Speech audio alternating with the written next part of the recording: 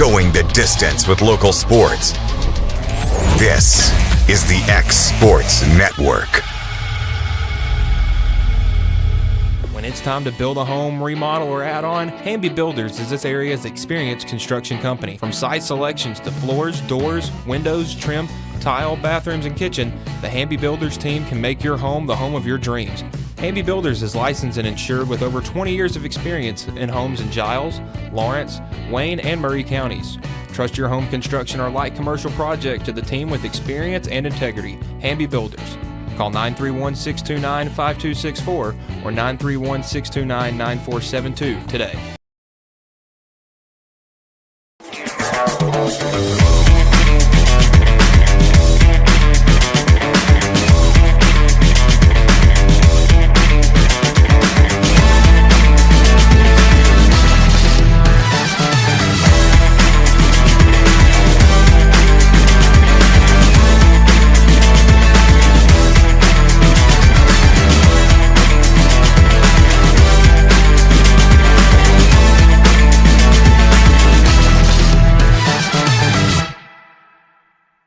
Bring your outdoor dreams to life at Loretto Nursery and Landscaping. This one-stop shop can help you get your project done from start to finish. Go see for yourself. They have a wide variety of plants, from tropicals to ferns and trees, plus hanging baskets. What they have to offer goes beyond what looks good. They also supply concrete, mulch, compost, and drainage culverts. Don't forget about their on-lot buildings and chicken coops. You think that's all? You can also stop by to fill up your propane tank. Loretto Nursery and Landscaping has you covered. Stop by 409 South Military.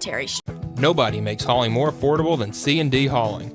Serving southern Middle Tennessee and northern Alabama, they supply premium materials like asphalt, sand, gravel, and much more for whoever needs it, like contractors, builders, or homeowners. Call today for a free quote.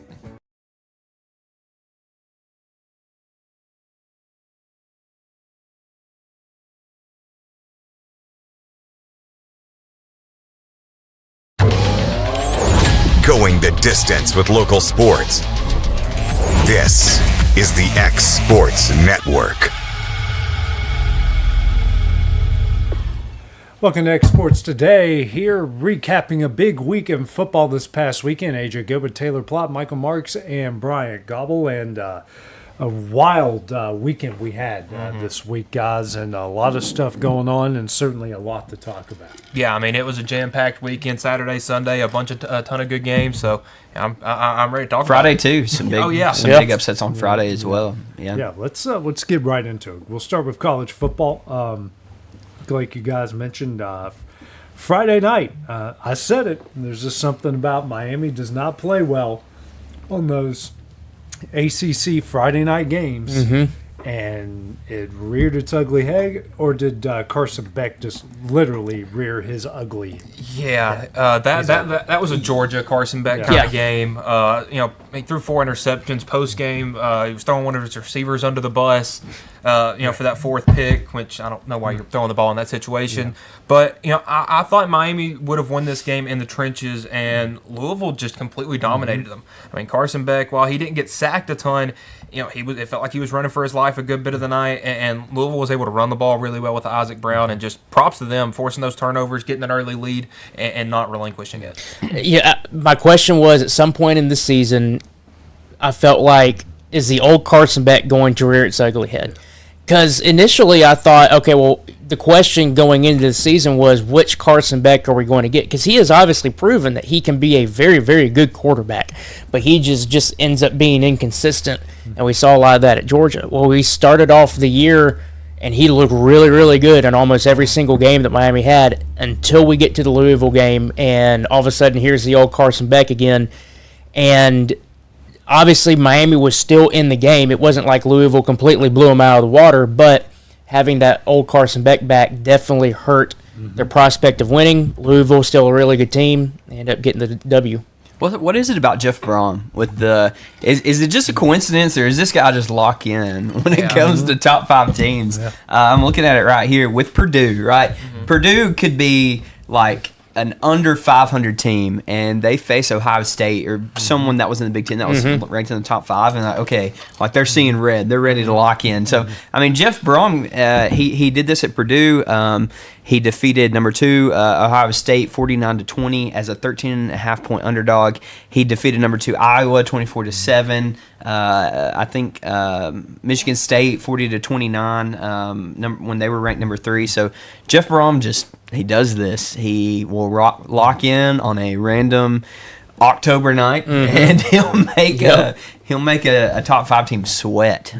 It's just really impressive. And like you mentioned, he's been doing it since he's at Purdue. He's done it the first couple of years at Louisville. Just his ability to get his team prepared to face the team that may have his overmatched is really impressive. And it's one of the more underrated coaching jobs. Former Tennessee head coach Jeff Brom. Yeah. I think it was a Tennessee reporter that reported him as like being the next head coach of Tennessee, and that was completely wrong back during the Jeremy Pruitt hire. Yep. Yeah, well, I think most Tennessee fans would take Jeff Brom over Jeremy Pruitt. Jeff Brom almost over anybody. Yeah, any day of the week. But now Miami's things are tightening up over there in the ACC. They're now middle of the pack when you've got Georgia Tech, Virginia, and SMU all undefeated right now. In the they get SMU next. Or they get Stanford next, then they get SMU. So they're only going to play one of those top 3 teams remaining. I mean, things are. They didn't need that. Yeah, they did not need that, especially with the ACC that's absolutely wide open like that. I mean, you thought at the beginning of the year, obviously Miami was the so-called favorite to win the ACC. You go off of week 1, all of a sudden Florida State's on the map because they beat Alabama, and they go and rattle off 3 straight wins. Well, now they've gone 4 straight losses in the ACC. Georgia Tech is still up there. You felt like that they were going to be a decent team this year, and they have, in my opinion, I think that they've exceeded expectations. By far. And they definitely look like they are the best, if not the best, team in the ACC right now.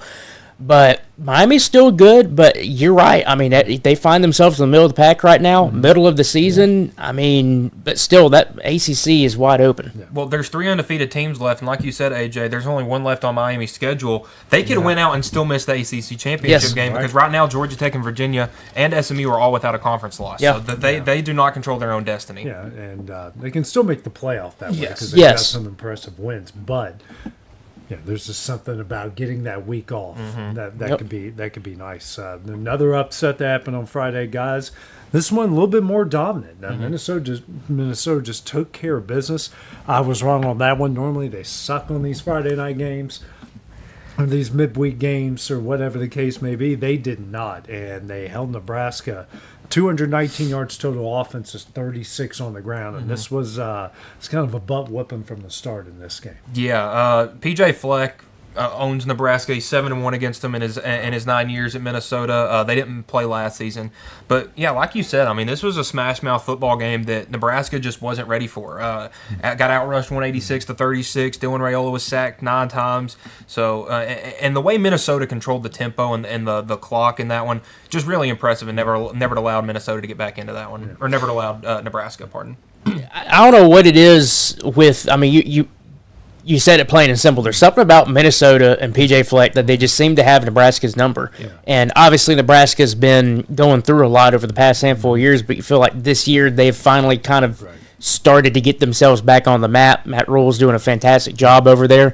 But there's something about Friday night in Minnesota, they end up just doing exactly what you would think that they could do, and they did. Yeah. I didn't watch this game.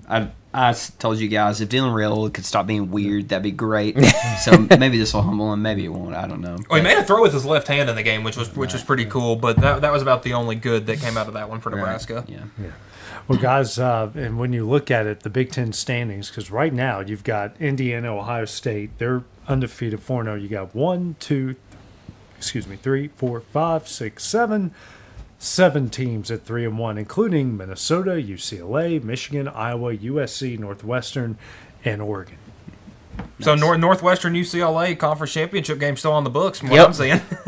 But yeah, we're Who starting would've to see thought that? these large conferences like the ACC with 17 teams, the Big Ten with 18 teams. That man, it is just a mess in the middle. There's a couple undefeated teams. There's a couple of those really bad teams that haven't won a conference game, and then it's just everybody else. Yeah. And it's a big jumbled mess, and that's what's made college football kind of difficult to talk about. Is you don't know anything until maybe 2-3 weeks left in the season at this point, because you don't know who's going to make these championship games. Who would have thought that we were, because you made that comment and it just kind of was like, wow, who would have thought that as we get towards the latter half of the season, UCLA and Northwestern could still technically be in the running for the Big Ten championship? Yeah. Holy cow. Could happen. It could. It could happen. Stranger things have happened, but I don't know. We're starting to get into some strange territory here, guys.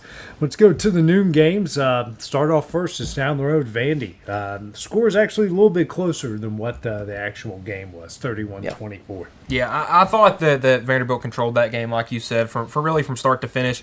Their defense gave me some concerns, though, because there was a part in that game where it felt like LSU was going up and down the field about as easy as they were. But I will give props to Vanderbilt's defense. Nussmeier was on his back most of the game. Yep. He may have only got sacked once or twice, but was taking a ton of big hits. You could tell he was in a lot of pain. So props to Vanderbilt's defense keeping him in check for the most part, and they really did well in the fourth quarter defensively. Yeah, I mean, it just my thought on Vanderbilt is, one, yes, they are a really, really good team, and they are, in my eyes, one of the better teams in the SEC right now. But the question mark that I still had with them was, yes, they've won some good games, but can you win big games? Mm-hmm. And obviously the first test with them was against Alabama. Yep. They did fairly well. Obviously, Alabama took care of business and they got the W. Their next best test was this LSU team. And obviously LSU, I don't think was – they still had question marks with them and definitely felt like that they've kind of somewhat underperformed during this season, but they were still – that was going to be a really good test for Vanderbilt. And I think you're right. The score might not tell the story, but they really controlled that game and they handled LSU. Yeah, and I think you could tell LSU was missing Whit Weeks in that game, because when you have a quarterback like Pavia that had 17 carries for 86 yards and 2 touchdowns on the ground, that's a team missing their defensive captain. Yeah, absolutely. Well, one of the other games at the noon slate, it was a good one until about the fourth quarter when Georgia Tech kind of just started the ball over there. Duke, they're now 7-0, 4-0 within the ACC. Looking at the rest of their schedule, I mean, Georgia at home. That's it. At the very end. And then you got Syracuse, NC State, Boston College, and Pitt. Those are all winnable. All winnable games. Yep. And even that Georgia game is very winnable. I mean, Georgia. We'll talk about them in a minute, but Georgia has looked very, very gettable this season. Yeah. Just got to get them. Yeah. Just got to get them. And that's the thing. Nobody but Alabama's done it yet. And Haynes King just does what he does, guys. Yeah, 330 yards of offense. I mean, the way he can get you through the air and on the ground, because I feel like he doesn't get talked about as a passer, but he has a really good arm, and when he can use it, it makes Georgia Tech just that much more dangerous. 120 yards on 14 carries and a touchdown. Yeah. I mean, he's getting it done. How many carries? 14. That's man. I still can't get over how he's holding up. We mentioned it last week, but I mean, you give your quarterback 14 carries in a game, like you gotta expect him to break down at some point. I think they just stretcher him to a cryo chamber and just leave him there throughout the week. That's impressive, though. I mean, give credit where credit's due. Give credit where credit's due. That's impressive. Him and Pavia. Yeah. I mean, they're Vanderbilt and Georgia Tech. Two teams who are basically doing the same thing. Yeah, and that's what made that bowl game so much fun last year. Yeah. But you look at them. You look at their body type. We're not talking about a quarterback that looks like he's a fragile guy. Right. These are thick-built dudes that are, I mean, they're going to run you over. And I'm with you. It's like you kind of look at that and be like, 14 carries, when is that going to start taking a toll on him? And it just doesn't look like it. It seems like he's just completely fine and capable of doing that almost every game. Haynes King's 6'3", 220, so he's got a good body for this. Yeah. Oklahoma steamrolled through South Carolina. That game really wasn't close there from the get-go. Moving ahead to the 2:30 slate of games, and wow, what a game that we had in Athens. Just when you thought Ole Miss goes up 2 scores, they're going to absolutely win this game. This is, Georgia has no answer for them, and then Georgia scores 17. They don't blink. Yeah, they don't blink, and it's They don't beat themselves. They don't do dumb little things. They keep steady. They make good adjustments throughout the game. Ole Miss didn't. Ole Miss didn't make any what they had 1 yard in the fourth quarter. Yep. Yeah. It's not going to win many games, but Georgia, give them all the credit in the world. It's such a tough, resilient team. Yeah, and Ole Miss just wasn't built to hold a lead in this game because what do you do when you want to preserve a lead? You run the ball. They could not get the run game going. Chambliss had a couple of runs. Kawan Lacey had a run, but they could not build a steady run game. And look at Georgia. I mean, they had 3 guys with 10+ carries, all getting 5 or 6 yards a touch. I mean, you're not gonna be able to beat that. And Gunnar Stockton, the throw against Tennessee really impressed me. But other than that, I was like, okay, he's a decent. He shredded their defense the entire afternoon, and props to him for that. The thing that I feel like, if you compare Ole Miss going into Athens versus Alabama going into Athens, Ole Miss, I feel like, has a better high-powered offense than Alabama does. Yeah. And you saw that because they ended up going up 2 scores. But on the defensive side of the ball, Alabama started to stiffen up more on defense and shut down Georgia when they needed to. Ole Miss, their defense wasn't able to really do that. And then when Georgia started getting on the run, it was almost like a domino effect at that point. We're like, okay, well, this is like a runaway train at this point. So I feel like that was probably the determining factor and you made a good point where they could not run the ball to chew the clock. So their defense had to go right back out there, and they started getting tired more easily. Well, and Georgia, time of possession, controlled that. I think it was 38 to 22, somewhere around there. And that was the most yards Georgia had in a game since Southern Miss in 1993. Wow. And they had 527 yards of offense in that one. Wow. Negative rushing yards, too. Yeah. It was 540-something passing. I mean, that was an interesting game. The confounding thing to me about that is Ole Miss in the fourth quarter went away from what they had success with. Those receiver jet sweeps around the edge, 5-6 yards a pop. I mean, you're having success. You're throwing these 7-8 yard routes, letting your playmakers make plays. Yeah. And then they completely abandoned that in the fourth quarter. For some reason, I don't know why, but maybe overthinking the situation. It could. I don't know. I mean, they blinked when Georgia didn't. I said that a second ago. I don't know if Lane Kiffin's ever going to win anything of significance. He seems like he always has really good teams, not great. Like there's something that distinguishes championship teams from 10 or 11 win teams, and Kirby knows how to coach championship teams. We've seen that, and Lane is a really good coach, but he still is yet to show that he can win something of significance. Let's start with some of the upsets. Well, the Saturday upsets. We talked about 2 of the Friday, but on Saturday, Texas Tech, good comeback, but a little too late there. Arizona State with Leavitt back at quarterback, 319 yards, 28 of 47, and a touchdown. And just when we thought the Red Raiders looked invincible, they were not in Tempe. Yeah, props to Arizona State. I thought getting Sam Leavitt back completely changed their offense because we saw how rough they looked running the ball against Utah. Well, Sam Leavitt comes back, 319 yards and a touchdown, and Raleek Brown had a good game on the ground.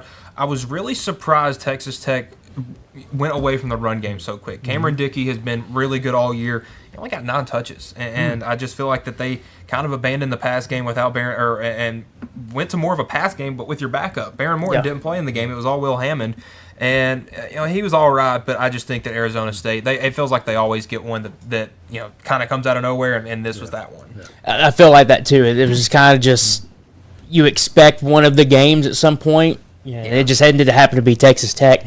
And I didn't really watch that game at all, but I did see the score afterwards. And I mean, I wouldn't say I'm shocked, but it was still kind of like Texas Tech looked like they were going to just steamroll through the Big 12 and just be untouchable. And just, I mean, almost in my mind, I was thinking, okay, well, they're just locked for the playoffs at this point. They're just going to keep going. And then all of a sudden, Arizona State just right there, and they get it done. So I still think Texas Tech is probably the best team in the Big 12. I think they'll be fine. I think this is just, a game that didn't go in their favor. I was really impressed with Jordan Tyson. I don't know if y'all saw his stats. For maybe those of you who don't know, Jordan Tyson, potential number 1 wide receiver in this upcoming NFL draft. That guy's good. Yeah, he had 10 receptions for 105 yards and a touchdown. So you're allowing one receiver to get 10 receptions. That's You're just letting him pick you apart and eat you up. So I was impressed with him. I would say you look at him in every game but Utah last week, he has been by far one of the best players on the field every Saturday. He's good. Some of the other blowouts, Indiana against Michigan State, 38-13, we all knew that was going to happen. Oregon against Rutgers, we all knew that one was going to happen. And then Texas A&M's at Arkansas. We talked about how much A&M struggles on the road in SEC play. Arkansas almost got him. Arkansas almost got him if they would have just gotten one stop, which they couldn't get it. But give A&M credit; they just kept their defense enough to just keep them away, and that ended up to be enough. I would say Arkansas's record is 2-5, and they're 0-3 in the SEC. I'm pretty sure they're 3 combined SEC losses. So they lost to Tennessee by 3, they lost to A&M by 3, and they lost to Ole Miss by 6. That is 3 SEC losses by a combined 12 points. Like you said, AJ, if they could get a stop, right now they would be 3-0 in the SEC if they could get one stop. Right. I mean, it's crazy. I mean, Arkansas is.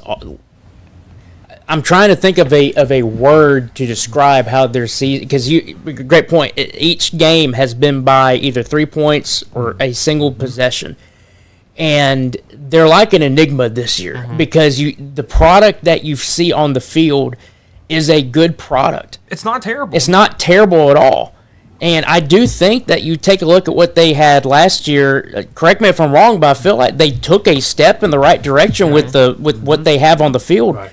They're just not having games that are going their way. Right. I mean, you get one stop, and you could be talking about them being 3-0 in the SEC, ranked and sitting nice and pretty. Sam Pittman's probably still there, but obviously we have seen that he's gone. So now you have Bobby Petrino taking over, and it feels like they hadn't really skipped a beat, but they're just still falling short by just a hair. Yeah, they're going to need to hire.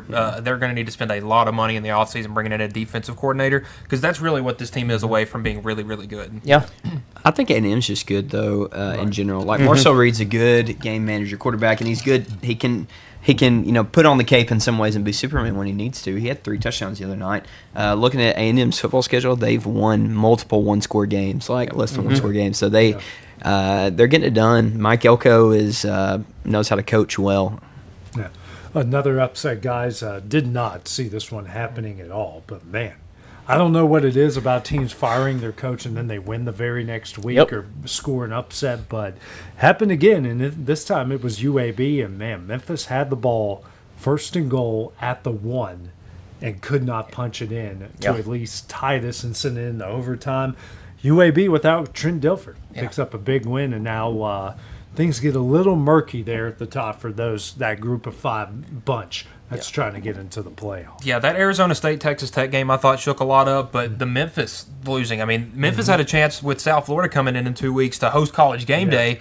Now I don't know how much of a good feel that game has anymore, but I mean, just what a win from UAB. I mean, interim coach Alex Mortensen did a heck of a job. That team looked motivated, and they really had control of that game from start to finish. I mean, it didn't feel like Memphis ever got their footing in that one. Shout out to Chris Mortensen, his son, getting the W right there. I mean, you're right. Obviously it depends on the situation that you're in, and you look at UCLA, for instance. Obviously, having their head coach, I'm blanking on what his name was. They got fired. Was it UAB? For UCLA. Deshaun Foster. Deshaun Foster. So, and now it looks like they end up having, he was like a black cloud or something, and you relieve that, and now you see what they're doing, obviously, with the UAB situation. So, who knows? If you make a coaching change in the middle of the season, all of a sudden you catch fire because you just removed a problem. So, I mean, who's to say that UAB just is a completely different team now? They obviously showed it against Memphis, especially with them on the 1 yard line, and they got a stop. That's impressive. I mean, if you look at a stop on the 1 yard line, that's just one team wanting it more than the other. Yes. Right there. And again, props to the Blazers. That was a big win for them. Yeah, good for them. And for Memphis, so there's Navy, South Florida, and Tulane all undefeated in the league. Memphis plays all 3 of them. Yeah. Yep. They've got South Florida next. They got them this next weekend. This next weekend, and they're home versus Tulane. Oh, they get all 3 of them at home. too. So I would say Memphis, this did not kill their playoff hopes at all because they could win all 3 of those games, and those very well could be 3 ranked teams when they play them. Right, absolutely. And just kind of scrolling through some of the other South Florida, big win over FAU, Cincinnati, a big win at Oklahoma State. Whew. Someone said the other day, you're never really a full SEC member until you got to go to Kentucky in October and struggle to win, and Texas just found that out the hard way. They did. Kentucky won that game on everything but the scoreboard. Yes, they did. And I really thought that Kentucky, one, you go into the game, obviously you're not thinking that they're going to win.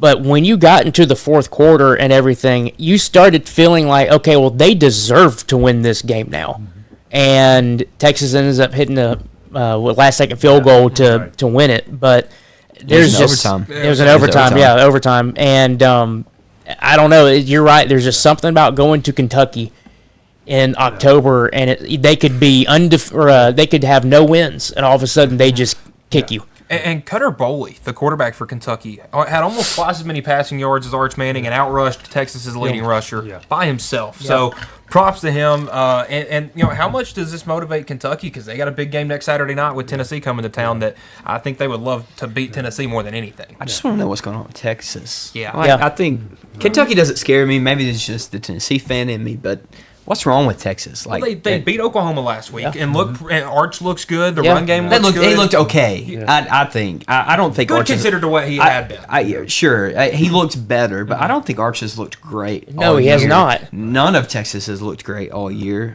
besides their defense. But then their defense lets Cutter Boley. Anybody heard of Cutter Boley before? And they let him throw for 250 plus. Yeah. So something's wrong. I'm with you. Something's wrong with Texas. But going with the Arch Manning thing, he looked decent against Oklahoma. But the thing is, it's still not the Arch Manning that we were supposed to be getting this year. And it's 45% completion percentage in this game. Yeah, and it seems like every time he seems like to take a step in the right direction, wait till the next week he takes an immediate step back. So the Oklahoma game, you felt like, okay, well, that was a step in the right direction. Now here comes Kentucky, and you were thinking, okay, well, should be an easier step up. And no, he just took 2 steps back. So, and it's not just Arch Manning with Texas. I mean, you're right. There is something wrong with Texas, especially their defense allowing Kentucky to do that. There, welcome to the SEC year. Yeah, it was supposed to come last year, but they went on a tear and did really well. And maybe they're just really discovering, hey, this is a grind, game in and game out. Yeah, you're seeing how important an SEC offensive line is because Kentucky has one. Texas is struggling with theirs this year. Their run game has been the key to the problem. Is the fact that there's just a lack thereof, and we're seeing it rear its ugly head because Kentucky just held Texas to less points than Oklahoma did. Yeah. I mean it's crazy. Yeah, we had BYU Utah 24-21. Utah got a late touchdown there to make it a little bit closer than what it was. Notre Dame 10-point win over USC. I don't think anyone's really shocked by that. So Notre Dame picking up some good wins at the end. We'll see if that's enough, if they can win out in these next 5. Virginia escaping at home. Had to score 12 in the fourth to beat Washington State. I don't get it. Yeah, it's because they weren't a team that fired their head coach this season, but they still, before that game at Ole Miss, something flipped, and they played Ole Miss really well. They should have won this game against Virginia. They had a 17-7 lead most of the fourth quarter, and just let it slip away at the end. But I will say, props to Washington State coming over to the East Coast and playing 2 ball games 2 weeks in a row and looking very good against the and those aren't. Ole Miss and Virginia are not slouches in the SEC and the ACC respectively. That's 2 good teams that they've struggled against. Exactly. Yeah. And let's get to the big. Well, before we get to the big one, we got to talk another Auburn meltdown. It seems like this is a weekly occurrence. Just wait for my comments. I don't know how Hugh Freeze is still here. I thought for sure we'd get the news Sunday morning. Yeah. That Auburn had departed ways with Hugh Freeze. They don't look good. I was listening to the radio, and again, the play-by-play announcer is complaining about something about the refs did or didn't do, and again, they lose to a a team at home that they had them, and they just let them off the hook. Yeah. And Auburn's a mess, and I think it's time for Hugh Freeze to go. Yeah, I think Missouri might need to start trying to re-identify themselves. I get they came out here with the win, but there were 3 or 4 times, obviously the fourth quarter and then the 2 overtimes where they could have gotten beat. Yeah. Ahmad Hardy was not a factor in this game at all. Bo Perbula tried to be a factor with his legs. He wasn't. His arm kind of let him up and down the field. But man, I mean, it just feels like every week that Auburn. This might get into something that you're about to say, but it just feels like every Saturday they enter the stadium thinking that they should be gifted a win, and every week when one call goes against their way, they throw a temper tantrum. Yep. And then they just lay down and we're like, nope, I'm not playing anymore. And that's what it was. Now, it happened a little later in this game because they played well throughout the first 4 quarters. But overtime, I mean, they just laid down and died. It's crazy. I was basically going along the lines with what you just said with that, and it's true. But my perspective with this is, one, yes, I'm kind of shocked that they did not part ways with Hugh Freeze. I still feel like in my mind, I give them to the end of today to do it, but I really don't think they're going to. So Still got a couple hours. But Hugh Freeze. I'm going to refresh my news page while you're talking. Hugh Freeze most likely is going to end up surviving this week. But here's my perspective on the Auburn situation. And I had a good conversation with my cousin about this going into the weekend last week. The Auburn situation is very unique because let me ask you this as a Tennessee fan, all right? All right. So if you take a look at this Bama game, let's say it ends up being different than what it is. Let's say that y'all have the lead going into the last part of the fourth quarter. Okay. And all of a sudden there's a pick or a fumble or something. Something does not go y'all's way. Alabama ends up getting the ball. They go down, score, they win the game. Would your reaction be one of, how the heck can that happen to us, blah, blah, blah? Or is your reaction could be like, you know what, that wasn't a good throw. Or you're going to be more of a, this was a problem that we had versus this was something that was not external. No, the refs threw the picks. And, But y'all's reaction would be kind of like, well, we gave. Flip it to Auburn. It's not that. Yeah. It is never their fault. Right. It is always someone else's fault. When you have an internal issue, which they do, whether or not it is just the head coach, or there's a lot of people that talk about it's just the program in general because of the AD, because of the president, because there's a lot of things that people have said that this is more of, we need you to do things the so-called Auburn way, which is their way, and you don't allow the coach to do what they need to do.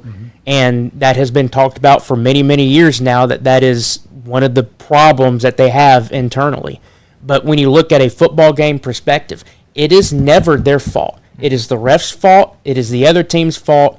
And until you start to identify and understand that this is a y'all problem, you're not going to get the problem solved. Right. And yeah, you can go on and say that. That's why Hugh Freeze still has a job. That's why he still has a job. From the same report that I heard that Florida was going to fire Billy Napier no matter the outcome of the game Saturday, was someone that also said that Auburn's athletic director was treating Hugh Freeze like his team was 5-1 right now. Exactly. That the only game they had lost was the Georgia or one other game that they think that the refs maybe didn't steal that one. Yeah. And so they're treating this like he's 5-2 right now, and the only reason he has,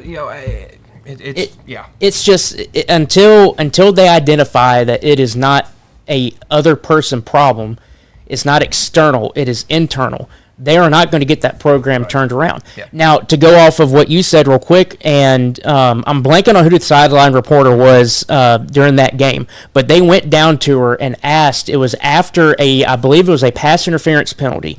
They asked her what the vibe was on the sideline.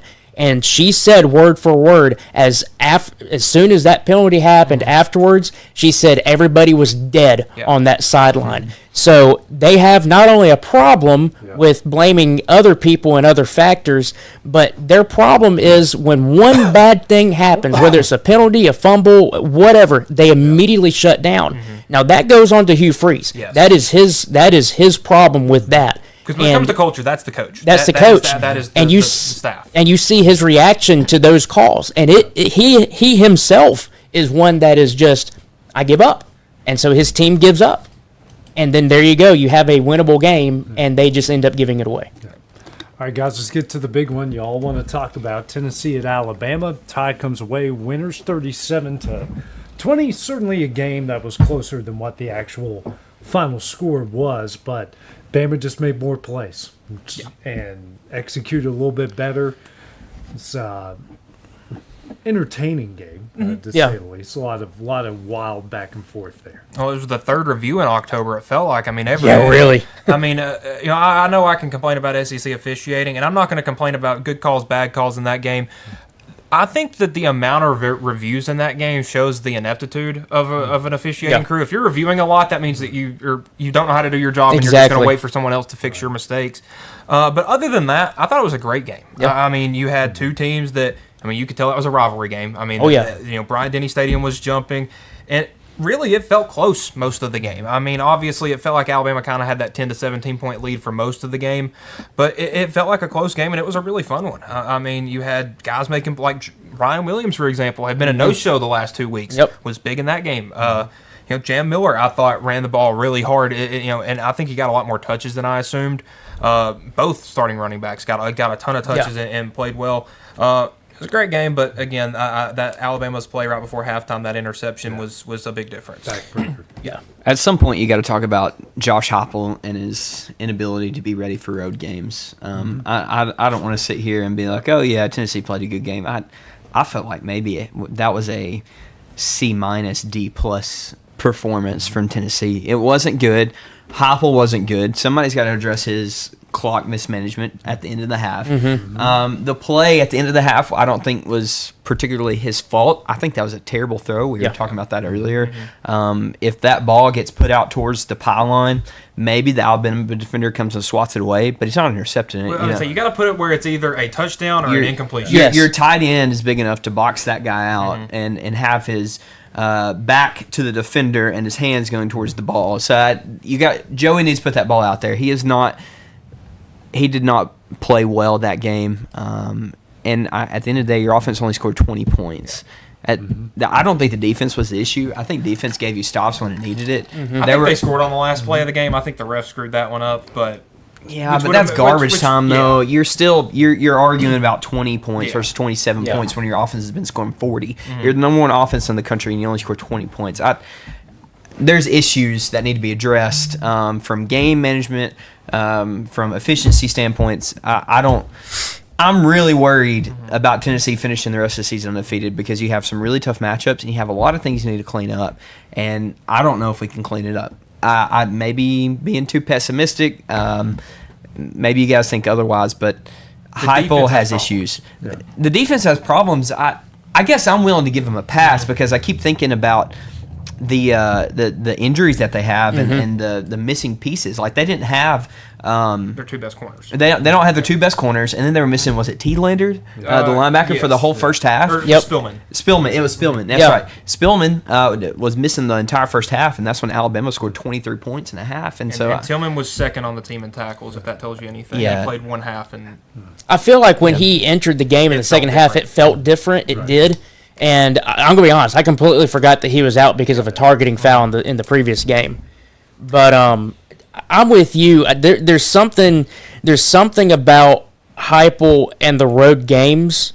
And this one, I really, really do think that you look at the interception before halftime. If Aguilar does throw that to the pylon, I think Xavier Brown does one of two things. He either swats it away or he at least gets into a better position to defend. Whether or not that ball is completed for a touchdown, who's to know? But I feel like if you at least threw it to the outside to the pylon, that was a much better opportunity to have a potential touchdown. But you're talking about a difference between you score a touchdown there, you're down by 2 points going into the half, versus Xavier Brown gets a pick six, and now it's a 16-point halftime lead for Alabama.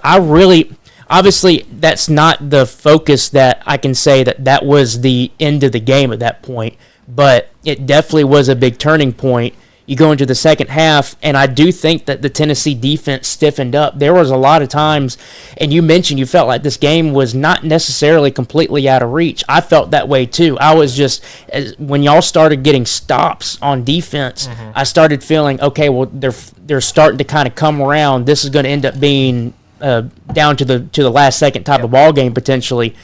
And then y'all just couldn't get anything going on offense. Bama's offense finally started to click a little bit in the second half, and that's that. But I'm with you. You know, there is something with this Tennessee team that there seems like there's holes, but there's also something that happens when there's a road game in the SEC. Yeah. Forget about that. It's the third Saturday of October. It is just something that it's like, I don't know if it's the offense doesn't travel well or something, but I don't know what it is. The offense did not do their job. Yeah, like I said earlier. The defense, looking at this, I forgot about the 7 points at the end of the half, but the defense gave up 30 points in the entire game. Not great, but if you're saying, hey, can Tennessee score more than 30 points? Because Alabama's only going to get 30. I would have been like, oh, I feel pretty good. Yeah. But. All right, guys, we're coming up next. We're going to go into week number 8 of the NFL. That will be when we return.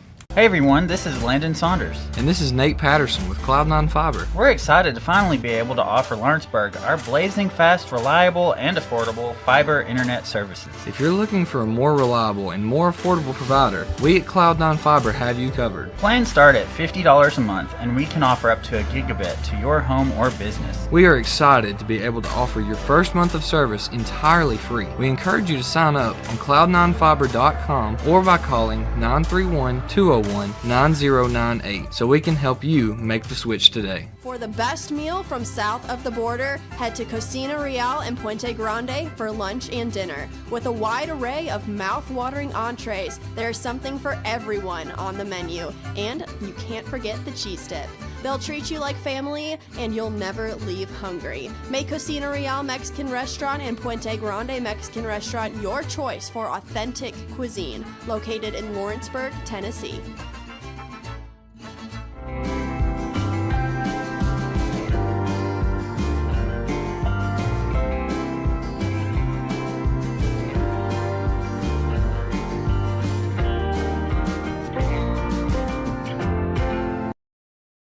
I'm Mike Keith, and my friends at Elliott Johnson Insurance have a great partner in Auto Owners Insurance. Auto Owners makes it easy to get life, home, car, or business insurance. Let Elliott Johnson Insurance find the Auto Owners policy that makes a difference in your life. Call Elliott Johnson Insurance at one of their 3 locations, Florence, Loretto, and Lawrenceburg. Elliott Johnson Insurance, moving forward for our clients every day. Welcome to Employee Resources Credit Union, where you're more than just a number, you're family. We provide financial solutions that rise above those of traditional banks. With roots stretching back to 1964, we've served 4 generations during constant industry changes. We're known for our low fees and incredible rates. Join us and experience the credit union difference. ERCU, not for profit, for service. Comprehensive care with a compassionate touch. That will always be the guarantee at Encompass Healthcare in Etheridge, Tennessee. Whether you're looking for primary or urgent care, x-ray services, or weight loss treatments, the team at Encompass is equipped to serve your needs today. The doors are open Monday through Thursday from 8 to 5 and from 8 to noon on Fridays. Make an appointment with providers Kendra Brown, Tori Cox, or Ellie Brown today. That's Encompass Healthcare, located on Highway 43 North in Etheridge, next door to Chapman Tire. For decades, First Class Charter has provided high-quality motor coach transportation services to the Tennessee Valley. With numerous safety and cleanliness accreditations, First Class Charter is ready to make your group trip a reality. Contact us today by visiting firstclasscharter.net. First Class Charter, the official motor coach company of the North Alabama Lions. Going the distance with local sports. This is the X Sports Network. And welcome back to X Sports Today with Bryant Gobble, Michael Marks, Taylor Plott. I'm AJ Good, guys. Let's go into the NFL yesterday. And before we get into the Titans, how about this crazy Broncos Giants game. Now let's recap it from the fourth. So it was 19-0 Giants going in. The Broncos score, get the 2 point, 19-8. Giants score to make it 26-8. Broncos go right down the field. 2 point conversion, 26-16. Giants throw an interception. Broncos score, 26-23. Giants punt.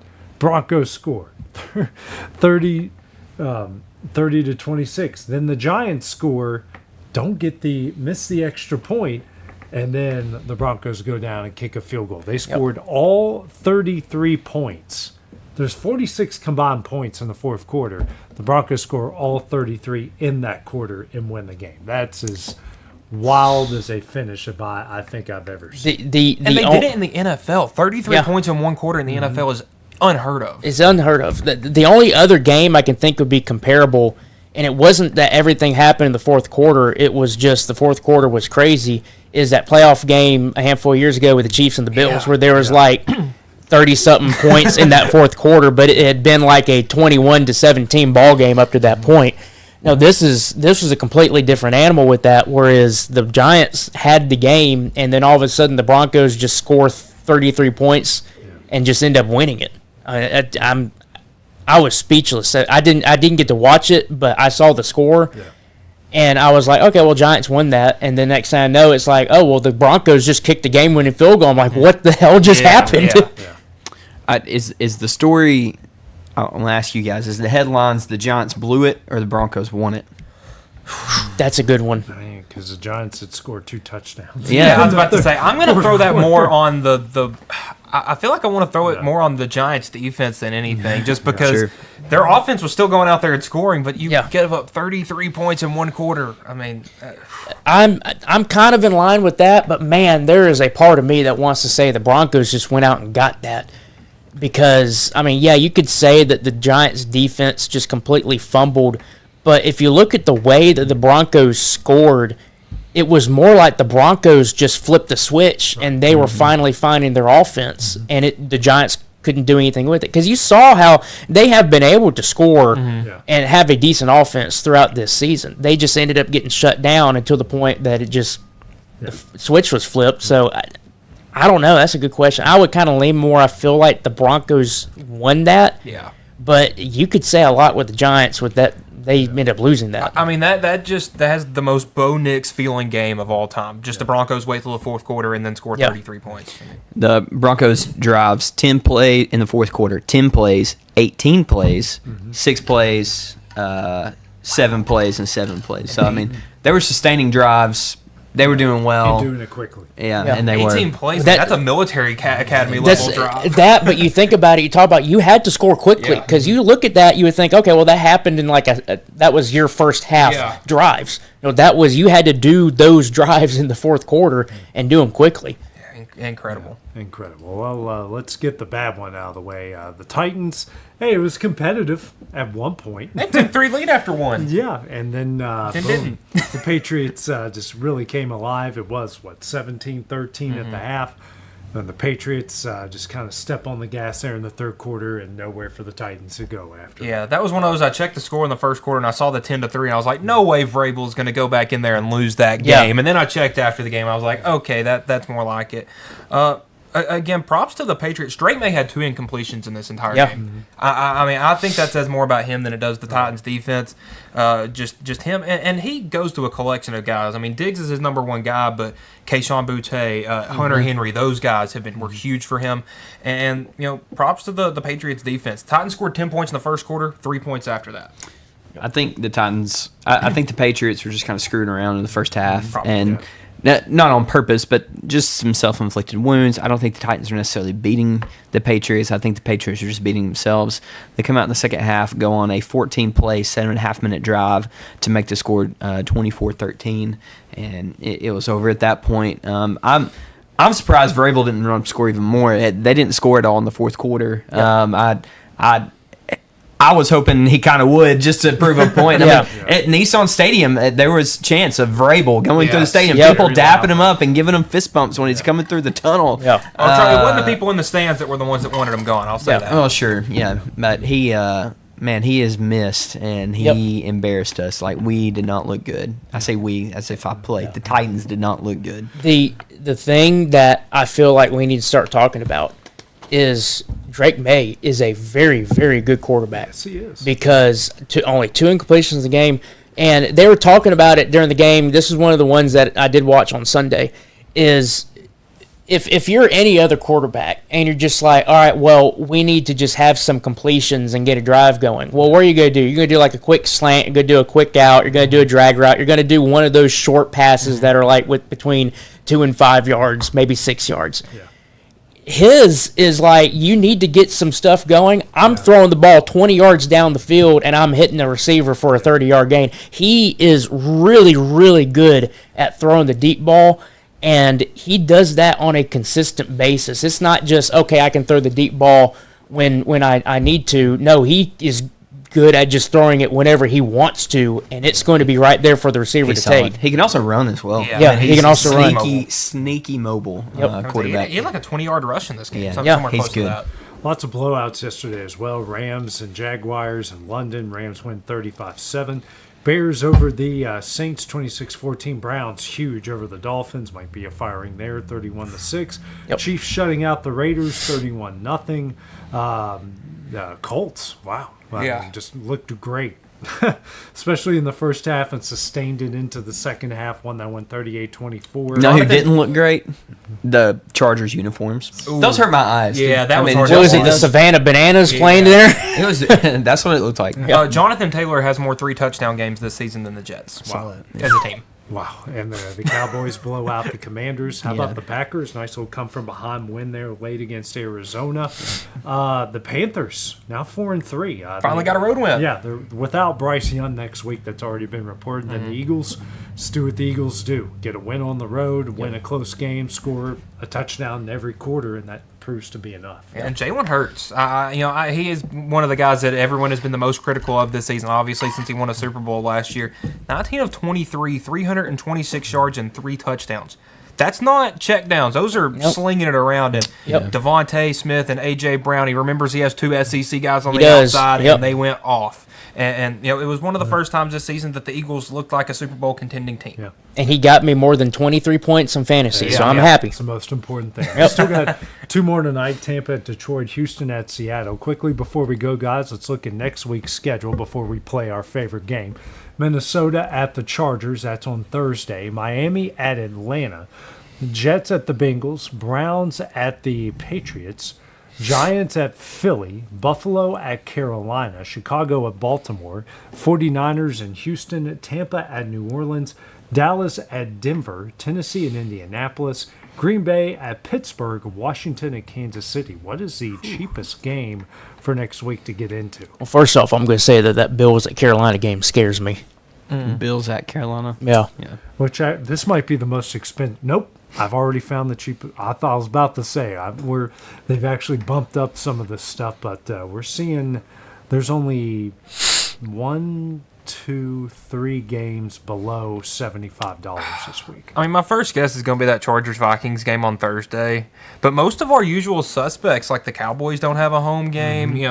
Most of your usual suspects aren't playing this week. Minnesota and the Chargers are our second cheapest game to get into, $28. I figured it'd be a little higher just because it was on Thursday. So, you gotta pull up the schedule here.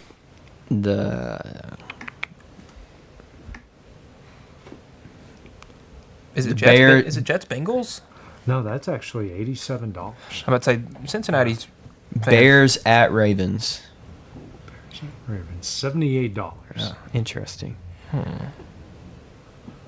Cheaper than $28. Is it the Dolphins and Falcons? No. $75 actually to get into that one. What number are we looking for? What is the number? Below 20. Oh wow. Is it Bears and Ravens? No, I said that one a second ago. Oh, you did it? Okay. Titans at the Colts is our third cheapest at $45. Okay. Is it the Jets Bengals? No. No, I said that. You did say that one. Okay. I think Mark did. Bucks Saints. It is the Bucks and the Saints. Wow. $25 for a 3:05 kickoff. Is that at Tampa Bay? No, It's it's in New Orleans. No, in Tampa, that'd be $100 Oh, game yeah. to get into. So, all right, guys. Well, that's a fun episode of X Sports today. We'll be back again tomorrow, same time at 1:30. So, for Taylor, Brian, Michael, and myself, we will see you guys then. Going the distance with local sports. This is the X Sports Network.